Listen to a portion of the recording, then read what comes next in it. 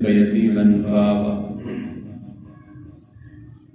ہر قسم کی حمد و ثنا، تعریفات، کبریائی، بڑھائی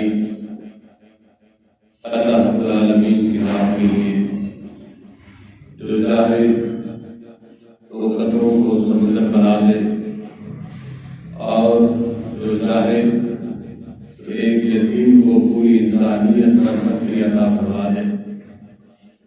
وہ عالم و خبیر ہے، سمیع و بصیر ہے، قادر و قدیر ہے، اور فعال لما یرید ہے۔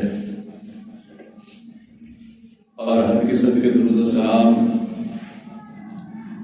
امام المتقین، امامنا فی الدنیا والآخرہ، جناب محمد رسول اللہ صلی اللہ علیہ وسلم کی راہ اقتداء۔ آپ صلی اللہ علیہ وسلم کی ذات بے مثال ہے، آپ کی سیرت بے مثال، آپ کا کلام بے مثال، آپ کی گفتگو بے مثال، آپ کی گفتار بے مثال، آپ کا چلنا پھرنا بے مثال، آپ کا بولنا بے مثال، آپ کا علم، بہادری اور جرأت بے مثال۔ اور موضوع ہمارا یہ چل رہا ہے کہ نبی کریم صلی اللہ علیہ وسلم کی آمد سے پہلے حالات کیا تھے، لیکن آج ہم یہ ذکر کرنے جا رہے ہیں کہ نبی صلی اللہ علیہ وسلم کا ذکر اہل کتابوں کے اندر آپ کی عظمت اور شان کو بیان کیا گیا ہے۔ اللہ تعالیٰ قرآن میں ارشاد فرماتے ہیں وَلَقَدْ جَاءَكُمْ رَسُولٌ مِّنْ أَنفُسِكُمْ، کہ جو رسول تمہارے پاس آیا ہے یہ تم ہی میں سے ہے، اور اشرف المخلوقات انسانوں میں سے ہے، اس کی کوئی اور جنس نہیں ہے۔ شاید کوئی انسان یہ کہے کہ آپ روح ہیں، بلکہ نہیں، بلکہ آپ بشر ہیں، اور اشرف المخلوقات میں سے۔ اللہ تعالیٰ نے نبی کریم صلی اللہ علیہ وسلم کی صفات قرآن مجید کے اندر بھی اور اس سے پہلے جو کتابیں آئی ہیں ان کے اندر بھی بیان کیا گیا ہے۔ جب بھی کسی انسان کی تاریخ کو دیکھا جاتا ہے، اس کی تاریخ ولادت سے شروع ہوتی ہے اور وفات تک ختم ہو جاتی ہے۔ بڑے بڑے علماء آئے، بڑے بڑے صلحاء آئے، بڑے بڑے اتقیاء آئے، بڑے بڑے عمراء آئے، اور بڑے بڑے ادیب آئے، نبیب آئے، ادیب آئے، حسیب آئے، طبیب آئے، بڑے بڑے لوگ آئے۔ اس میں وزراء تھے، حکمران تھے، بادشاہ تھے، غریب تھے، امیر تھے، کالے تھے، گورے تھے، اجمی تھے، عربی تھے، شرق کے رہنے والے، غرب کے رہنے والے۔ دنیا میں کوئی بھی انسان آیا ہے، اس کی تاریخ ولادت سے شروع ہوتی ہے اور وفات تک ختم ہو جاتی ہے، لیکن نبی کریم صلی اللہ علیہ وسلم کا معاملہ ایسا نہیں تھا۔ آپ کی شان بڑی نرالی ہے، آپ کا مقام اور مرتبہ سب سے اونچا ہے۔ سب کی تاریخ جو ہے مورخین نے جب بھی تاریخ لکھی، محدثین کی، مفسرین کی، مفکرین کی، جب بھی کسی کی تاریخ لکھی گئی تو اس کا یہی تھا کہ ولادت سے لے کر وفات تک اس کا معاملہ ختم ہو جاتا، اس سے آگے کوئی تاریخ نہ شروع سے پہلی ہوئی نہ بعد میں اس کی کوئی تاریخ۔ لیکن نبی کریم صلی اللہ علیہ وسلم ابھی دنیا میں نہیں آئے، اللہ رب العالمین نے دو کانفرنس بلائی۔ ایک کانفرنس جس کو ہم کہتے ہیں کہ توحید کے نام سے اللہ تعالیٰ نے ایک کانفرنس بلائی، اور ابھی کوئی انسان پیدا نہیں ہوا، اور عالم ارواح کی بات، کوئی جسم نہیں ہے، تمام روح اس میں جمع تھی۔ اللہ تعالیٰ نے قرآن میں ارشاد فرمایا وَإِذْ أَخَذَ رَبُّكَ مِنْ بَنِي آدَمَ مِنْ ظُهُورِهِمْ وَذُرِّيَّتَهُمْ، آج تمام بنی آدم کی اولاد اللہ تعالیٰ نے ایک مجمع میں جمع کیا، اور جمع غفیر جمع ہے، ساری روح ہیں، اور نبی اسلام جو ہے ان کو نہیں ملے، دنیا میں نہیں آئے، اللہ تعالیٰ نے سوال کیا الست بربکم، آج سب لوگوں کو، سب روح کو جمع کر کے اللہ تعالیٰ نے ارشاد فرمایا کیا میں تمہارا رب نہیں ہوں؟ سب روح نے جواب دیا قالوا بلا، اے اللہ تو ہمارا رب ہے، تو ہی سب کچھ کرنے والا ہے۔ آج اس عقیدہ توحید کا اقرار اس مجلس کے اندر انسان کر رہا ہے، اور ہر روح نے یہ اقرار کیا، کہا کہ قالوا بلا، اے اللہ ہم تجھے رب مانتے ہیں، تو ہی ہمارا رب ہے۔ اور آگے فرمایا ان تقولوا یوم القیامۃ انا کنا عن ھذا غافلین، آج تم اقرار کر رہے ہو، آج تم مجھے اپنا رب مان رہے ہو، کہیں ایسا نہ ہو کہ قیامت والے دن تم کہو کہ ہم تو اس بات سے غافل ہو گئے، ہمیں تو اس بات کا علم نہیں تھا، ہم تو توحید کو جاننے والے نہیں تھے۔ ایسا نہیں ہے، بلکہ یاد رکھیے گا کہ ہر روح نے یہ اقرار کر لیا ہے الست بربکم، جب اللہ تعالیٰ نے سب سے پوچھا تو سب نے یہی جواب دیا قالوا بلا، اے اللہ تو ہمارا رب ہے۔ تو روح نے اس بات کا اقرار کر لیا، اور اللہ تعالیٰ اس بات پر گواہ ہے کہ تمام نے اقرار کیا ہے۔ اب کوئی آدمی یہ کہہ نہیں سکتا کہ مجھ تک توحید کی دعوت نہیں پہنچی، بلکہ آدمی ارواح کے اندر ہر ایک نے اس بات کا اقرار کیا ہے قالوا بلا، یا اللہ تو ہی رب ہے۔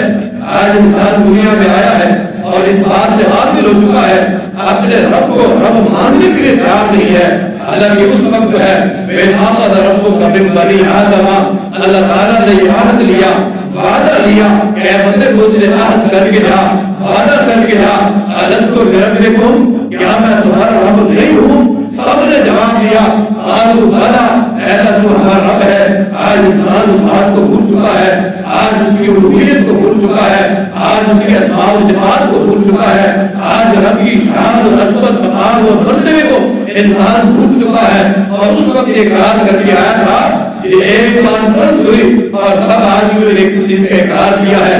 ایک تو کانفرنس یہ تھی جو توحید کے حوالے سے تھی، اور دوسری جو کانفرنس تھی وہ نبی کریم صلی اللہ علیہ وسلم کی ذات کے حوالے سے تھی۔ اللہ تعالیٰ قرآن میں ارشاد فرماتے ہیں وَإِذْ أَخَذَ اللَّهُ مِيثَاقَ النَّبِيِّينَ لَمَا آتَيْتُكُم مِّن كِتَابٍ وَحِكْمَةٍ، یہ بات بڑی سمجھنے کی قابل ہے۔ اللہ تعالیٰ نے نبیوں کو جمع کیا، پہلے پوری انسانیت کی روح کو جمع کیا گیا، اب صرف انبیاء کی روح کو اللہ تعالیٰ نے عالم ارواح کے اندر جمع کیا، اور کہا وَإِذْ أَخَذَ اللَّهُ مِيثَاقَ النَّبِيِّينَ، تمام نبیوں سے آج وعدہ، میثاق اور عہد لیا جا رہا ہے۔ کہا کہ لَمَا آتَيْتُكُم مِّن كِتَابٍ وَحِكْمَةٍ، اگر میں تمہیں منصب پر، نبوت کے منصب پر فائز کر دوں، نبوت کا تاج پہنا دوں، تمہارا سکہ چل جائے، تم دنیا کے اندر چلے جاؤ، لوگ تمہارے متحد ہو جائیں اور لوگ تمہارے کلمہ پڑھنا شروع کر دیں، لوگ اسلام قبول کر لیں اور تمہاری بات ماننا شروع کر دیں، اور اسی دوران جب تم نبوت کی بات چلا رہے ہو، تم نبوت کے احکامات لوگوں کو بتا رہے ہو، اور ثم جاءکم رسول، پھر ایک رسول آ جائے، پھر ایک عظمت والا، احترام والا، عرفہ اور اعلیٰ رسول آ جائے، پھر مصدق لما معکم، اس چیز کی تصدیق کر دے جو تمہارے پاس ہے، یعنی ان کتابوں کی اور صحیفوں کی، اور رسول تصدیق کر دے، اور تمہارے حکم، پھر اللہ تعالیٰ نے حکم کیا دیا، تمام روح کو جمع کر کے کہا کہ لَتُؤْمِنُنَّ وَلَتَنْصُرُنَّ۔ آج اس بات کی ضرورت ہے کہ ہم اس بات کا علم نہیں ہے کہ اللہ تعالیٰ نے عالم ارواح کے اندر تمام انبیاء کی روح کو جمع کر کے کہا کہ جب تم نبوت کے منصب پر فائز ہو، لوگ تمہاری دعوت کو قبول کر رہے ہو، تمہارا کلمہ پڑھ رہے ہو، تمہاری بات کو مان رہے ہو، اور اس کے بعد ایک رسول آ جائے، آخری رسول محبوب کبریا آ جائے اور عظمت مصطفیٰ آ جائے، اور اس کے بعد آ کر تمہاری باتوں کی تصدیق کر دے، تمہاری کتابوں کی تصدیق کر دے، لیکن اس کے بعد تم انبیاء نے کیا کرنا؟ لَتُؤْمِنُنَّ، ایمان لے کے آ جانا، تم اپنی نبوت پہ نہیں چلا سکتے، تم اپنے منصب پر فائز نہیں ہو سکتے، تم اپنے کلمے کی دعوت نہیں دے سکتے، تم اپنے اسلام کی طرف لوگوں کو بلا نہیں سکتے، بلکہ تمہیں حکم اس بات کا دیا جا رہا ہے لَتُؤْمِنُنَّ، تم نے کلمہ پڑھنا ہے، تو نبی کریم صلی اللہ علیہ وسلم کی ذات کا کلمہ پڑھنا ہے، اپنے منصب کو، اپنے عہدے کو، اپنے امامت کو، اپنے مسلمے کو چھوڑ کر نبی کریم صلی اللہ علیہ وسلم کی ذات میں آ جانا ہے اور ان کا کلمہ پڑھ لینا ہے۔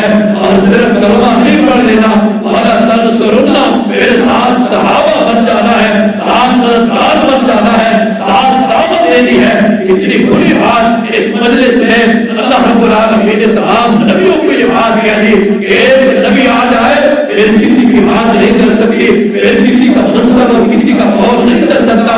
لیکن آج بڑے افسوس کی بات ہے، لوگوں کو یہ عقیدہ ہے کہ نبی کریم صلی اللہ علیہ وسلم ہر جگہ پر حاضر ناظر ہے، اپنی محفل میں بلا لیتے ہیں، اپنی مجلس میں بلا لیتے ہیں، اور ان کا یہ عقیدہ ہے کہ ہر جگہ پر حاضر ہے ناظر ہے۔ پھر افسوس کی بات تو یہ ہے کہ جب یہ بات مان لی، انبیاء کو تو یہ کہہ دیا کہ تم اپنی بات نہیں چلا سکتے، اپنا سکہ نہیں چلا سکتے، تم مسلے پر کھڑے نہیں ہو سکتے۔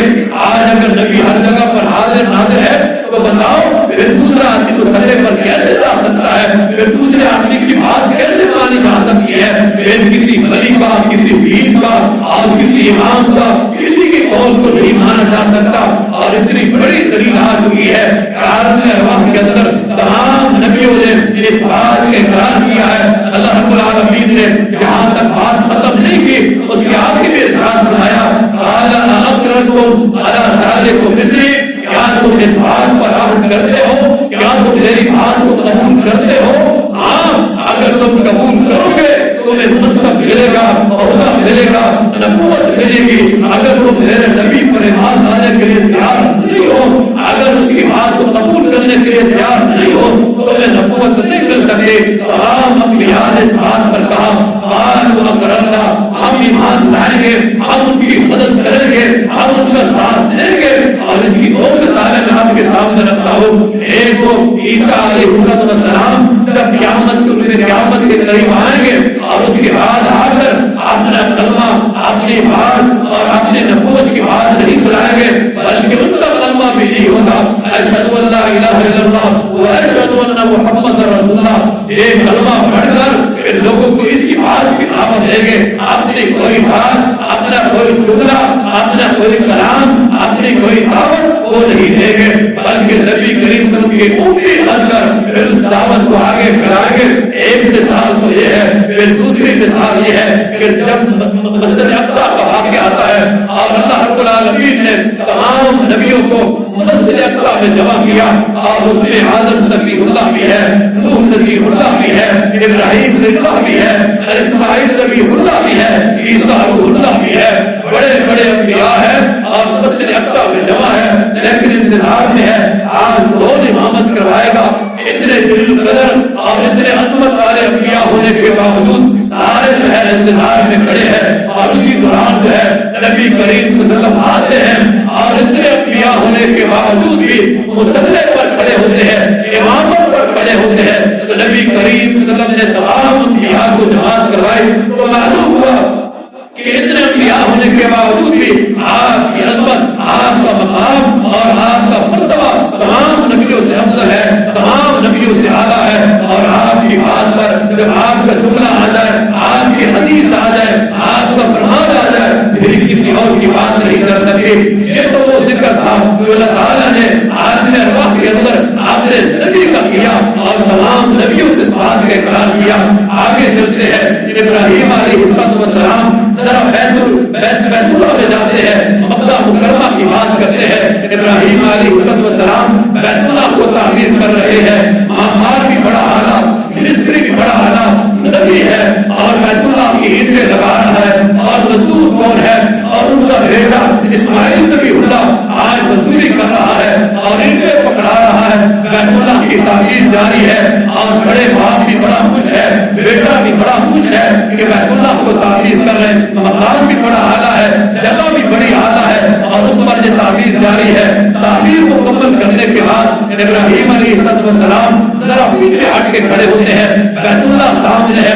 آج انسان ہر جگہ پر دعا کا ذکر کرتا ہے، بڑے بڑے لوگ دعائیں کرتے ہیں، بڑے نیک لوگ دعائیں کرتے ہیں، مائیں دعائیں کرتی ہے، بہنیں دعائیں کرتی ہے، اور اس کے بعد شہری کے وقت جو ہے اور اچھے اچھے اوقات میں دعائیں کی جاتی ہے۔